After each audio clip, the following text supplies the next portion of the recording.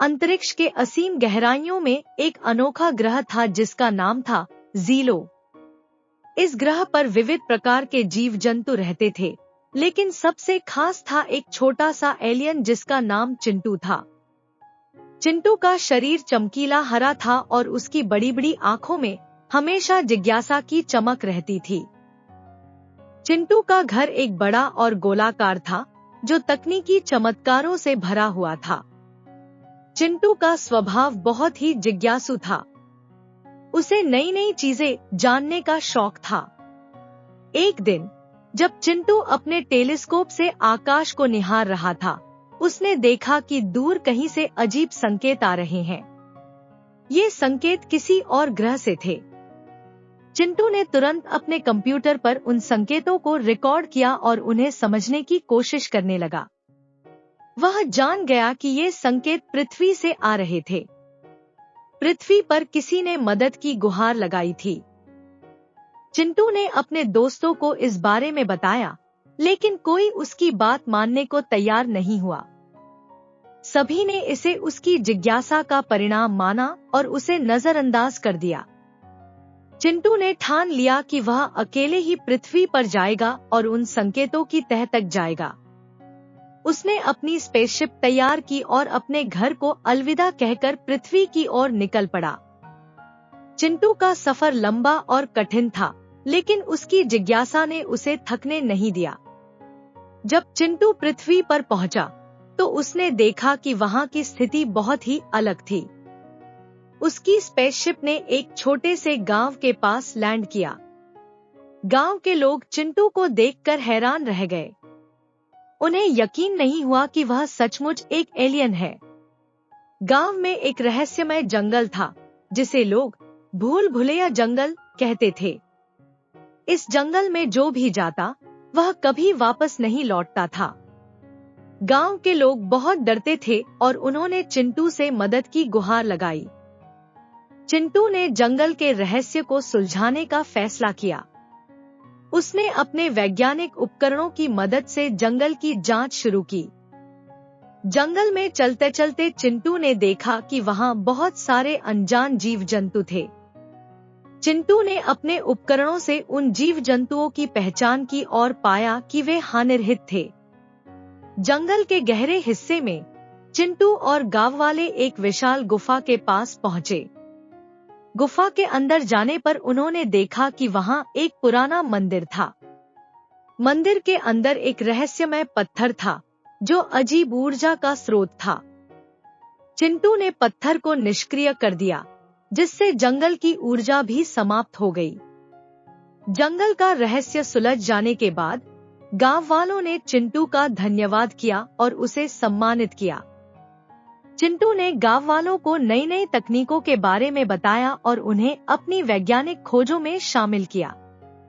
लेकिन इसी बीच चिंटू को कुछ अजीब महसूस हुआ। उसे लगा कि जंगल का रहस्य पूरी तरह सुलझा नहीं है। चिंटू ने अपने शोध को जारी रखा और पाया कि मंदिर के अंदर कुछ और भी रहस्यमय चीजें थी। उसने देखा कि मंदिर में एक छिपी हुई सुरंग थी, जो और भी गहराई में जाती थी। चिंटू ने अपने उपकरणों की मदद से सुरंग का पता लगाया और गांव वालों को इसके बारे में बताया। उन्होंने मिलकर सुरंग की जांच करने का फैसला किया। चिंटू और गांव वाले सुरंग के अंदर गए। सुरंग बहुत ही अंधेरी और डरावनी थी। चलते चलते वे एक बड़े से कमरे में पहुंचे, जहां उन्हें बहुत सारे अजीब और रहस्यमय उपकरण मिले। चिंटू ने उन उपकरणों का अध्ययन किया और पाया कि वे किसी उन्नत सभ्यता के थे।